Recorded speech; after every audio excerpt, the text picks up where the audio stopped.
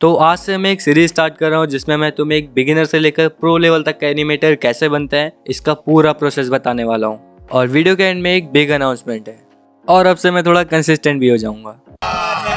झूठ बोल रहा है। तो सबसे पहले समझते हैं कि आखिर एनिमेशन कहते किसे हैं।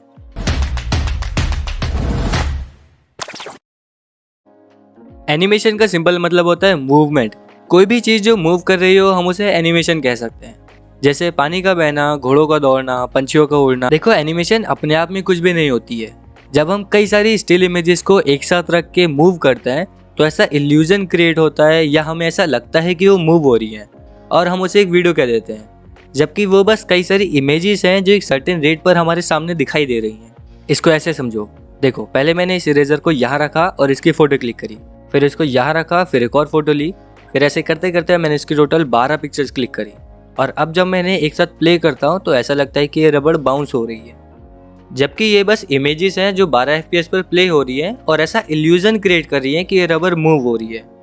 अब जैसे मैंने बोला कि ये 12 FPS पर प्ले हो रही है, तो तुम में से काफ़ी सारे लोग सोच रहे होंगे कि ये FPS क्या होता है। तो FPS का मतलब होता है फ्रेम्स पर सेकेंड, और फ्रेम्स पर सेकेंड का मतलब होता है कि तुम्हें 1 सेकेंड के एनिमेशन को बनाने के लिए कितने पेजेस ड्रॉ करने होंगे। मान लो अगर तुम 12 फ्रेम्स पर सेकेंड पर काम कर रहे हो तो तुम्हें 1 सेकेंड के एनिमेशन बनाने के लिए 12 अलग अलग ड्राइंग्स या पेजेस ड्रॉ करने होंगे, और इन पेजेस को ही फ्रेम्स कहा जाता है।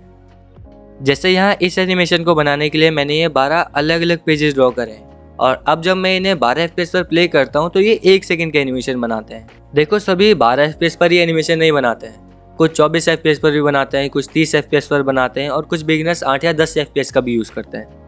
लेकिन लोग अलग अलग FPS का यूज़ क्यों करते हैं, और एनिमेशन 8 FPS पर बनाए या 30 FPS पर, उससे अंतर क्या पड़ेगा बताता हूँ। पर पहले इन दोनों एनिमेशंस को ध्यान से देखो और बताओ दोनों में से तुम्हें ज़्यादा स्मूथ कौन सी लग रही है। आई एम श्योर तुम में से ज़्यादातर लोगों का आंसर बी होगा। देखो, ये वाली एनिमेशन इसीलिए स्मूथ लग रही है क्योंकि ये 24 FPS पर बनाई गई है, और ये वाली नहीं लग रही है क्योंकि ये बस 12 FPS पर बनाई गई है। तुम जितने ज़्यादा FPS का यूज़ करोगे तुम्हारी एनिमेशन उतनी ही स्मूथ लगेगी। लेकिन ध्यान रखना, ज़्यादा FPS पर काम करने के लिए तुम्हें फ्रेम्स भी उतने ही ज़्यादा ड्रॉ करने पड़ेंगे। यानी more frames per second means more smooth animation but more fatigue as well. अगर तुम भी मेरी तरह एडिटिंग करना चाहते हो then you can try Wondershare Filmora 12।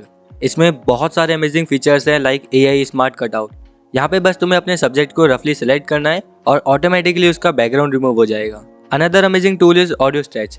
अगर तुम्हारी म्यूजिक की लेंथ कम पड़ रही है तो तुम ऑडियो स्ट्रेच की मदद से उसकी लेंथ बढ़ा सकती हो using AI, and it does a pretty good job. Now you can also create adjustment layers in Filmora 12. इसकी मदद से तुम कोई सा भी इफेक्ट पूरी लेयर में बहुत आसानी से लगा सकते हो, which is very helpful and time saving. और इसे तुम सिर्फ PC में ही नहीं बल्कि अपने मोबाइल में भी यूज़ कर सकते हो। इसमें तुम्हें ढेर सारे ट्रांजिशंस, एनिमेशंस और इफेक्ट्स मिल जाएंगे, और इसमें तुम्हें 5 लाख से भी ज़्यादा बेहतरीन म्यूजिक और साउंड इफेक्ट्स मिल जाएंगे। So do give it a try, link is in the description. Here is a personal advice कि तुम कभी भी 30 FPS से ऊपर मत जाना। कहीं पता चले ज़्यादा स्मूथ बनाने के चक्कर में तुम 60 या 120 FPS पर एनिमेट करने लग जाओ। 60 FPS पे बस 1 मिनट के एनिमेशन बनाने के लिए तुम्हें 3600 फ्रेम्स ड्रॉ करने पड़ेंगे। भाई फट जाएगी इतने फ्रेम्स बनाने में। देखो, डिज्नी, पिक्सार, स्टूडियो गिबली, विट स्टूडियो जैसे बड़े बड़े एनिमेशन स्टूडियोज भी 30 FPS पे ही अपनी मूवीज़ बनाते हैं। अगर तुम एक बिगिनर हो तो तुम्हें 12 FPS से स्टार्टिंग करनी चाहिए, और जब तुम बेसिक लेवल के एनिमेशन बनाना सीख जाओ तब तुम 24 या 30 पे स्विच कर सकते हो। मैंने खुद स्टार्टिंग के 2 साल 12 FPS पे ही एनिमेट किया है। अभी 8-10 महीने पहले ही मैं 30 FPS पे स्विच हुआ हूँ। तो इस संडे 22 तारीख को मैं लाइव आ रहा हूँ ऑन दिस चैनल, और तुम में से जो भी लोग मुझे अपनी एनिमेशन या कैरेक्टर्स इंस्टाग्राम पे टैग करके भेजेंगे मैं उन सभी को पर्सनली रिव्यू करने वाला हूँ। तो चैनल को सब्सक्राइब करके बेल आइकन ऑन कर देना ताकि वो लाइव स्ट्रीम तुम मिस ना कर दो।